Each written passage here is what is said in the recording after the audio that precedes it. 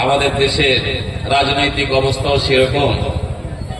আমাদের দেশের সর্বোচ্চ ক্ষমতায় আসীন যিনি দেশের প্রধানমন্ত্রী, তিনি জাতীয় স্তরে মানুষকে ধোঁকা দিচ্ছেন। এনআরসির সময় বলল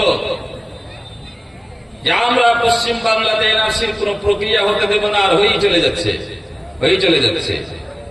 ওয়াকফ বিল যখন হলো, তারা মানে প্রকাশ্য মিডিয়ার সামনে কথা বললেন যে ওয়াকফ বোর্ড আমরা তার এই পাস হওয়া বিলের কোন নিয়ম নীতি পশ্চিম বাংলার মাটিতে বাস্তবায়িত হতে দেব না, আমি থাকতে হতে দেব না। তারা বলল আমি থাকতে হতে দেব না, সুতরাং আপনারা নিশ্চিন্তে থাকুন। আর বেশি ওয়াকফ করে চেঁচাবেন তো দিল্লি চলে যান, এখানে নয়। এটা নতুন ফের একটা সংবিধান হলো, সব কিছুর জন্য দেশে আন্দোলন করা যাবে।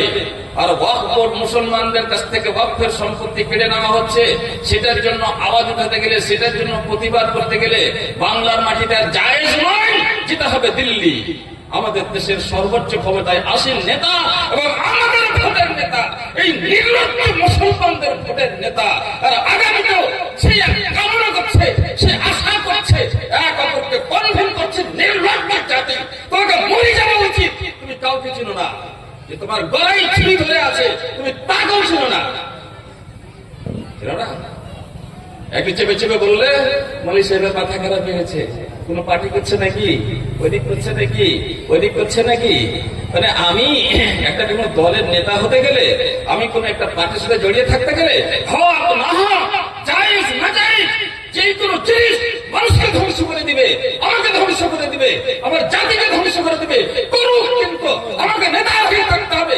এই সমস্ত নেতা ভালো পক্ষে তাকে রাস্তায় অপমান করে, তার জ্ঞানকে প্রেরণ করে দিয়ে তাকে উলঙ্গ করে দিয়ে, তারা বেশি দিন সময় নাই, তারা এইরকম বিভিন্ন বিশ্বাসঘাতকতার মাধ্যমে আমাদের জাতিকে শেষ করে দেওয়ার তারা কসম খেয়ে বসে আছে। আর তার দাদা হিসেবে, তার কুলপি বাহক হিসেবে আমাদের নামধারী কিছু মুসলমানেরা আমাদের আঙুল ধরে ধরে, আমাদের হাত ধরে ধরে নিয়ে যাচ্ছে হিংস্র পশুর সামনে দাঁড় করিয়ে দেওয়ার জন্য। কে নিয়ে এসেছে বলির পাঁঠা, এর গলায় ছুরি মারো, রেখে বলি দাও। আমাদের দেশে এটা ঘটছে।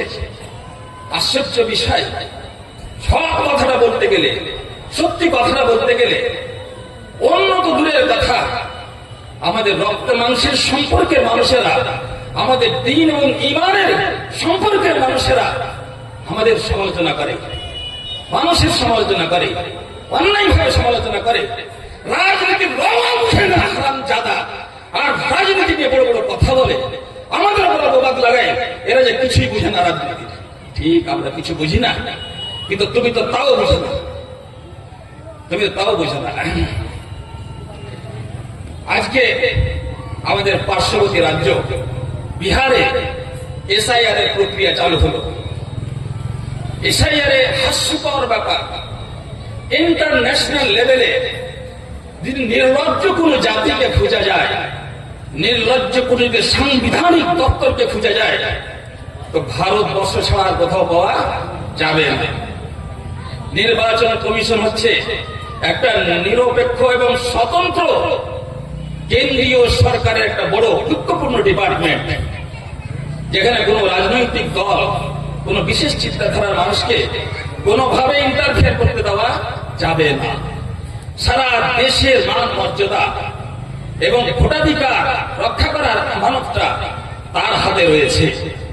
সেখানে সে চোর এবং মহাচোরেরা নির্বাচন প্রক্রিয়া এবং নির্বাচন কমিশনকে নিজের বিশেষ উদ্দেশ্যে ব্যবহার করার জন্য যত নিচে নামতে হয় তত নিচে নেমেছে। সোশ্যাল মিডিয়ার একাধিক প্রমাণের মাধ্যমে মিস্টার রাহুল গান্ধী দেশের সামনে সে তথ্য তুলে ধরেছেন, এবং আজ পর্যন্ত যাদের উপরে অভিযোগ লেগেছে তারা পাল্টা অভিযোগে না সুপ্রিম কোর্টে কোনো অভিযোগ জানিয়েছে, আর না কোনো হাইকোর্টে কোনো অভিযোগ জানিয়েছে। তারা হচ্ছে ভোট চোর এবং মানুষের ভোটাধিকার নিয়ে তারা ছিনিমিনি খেলছে। এক বাড়িতে নাম নাই, গান নাই, কিছু নাই, 400 ভোট, 404টা লোক থাকে না, এক বাড়িতে 400 ভোট। এক বাড়িতে 842 ভোট, বাড়িতে দুটাই লোক থাকে। এগুলো হচ্ছে, মানুষের সামনে আসছে, দেশ তাকাচ্ছে তার দিকে, বড় বড় ন্যায়পালিকা তাকাচ্ছে তার দিকে, উপযুক্ত কোন ব্যবস্থা হচ্ছে না।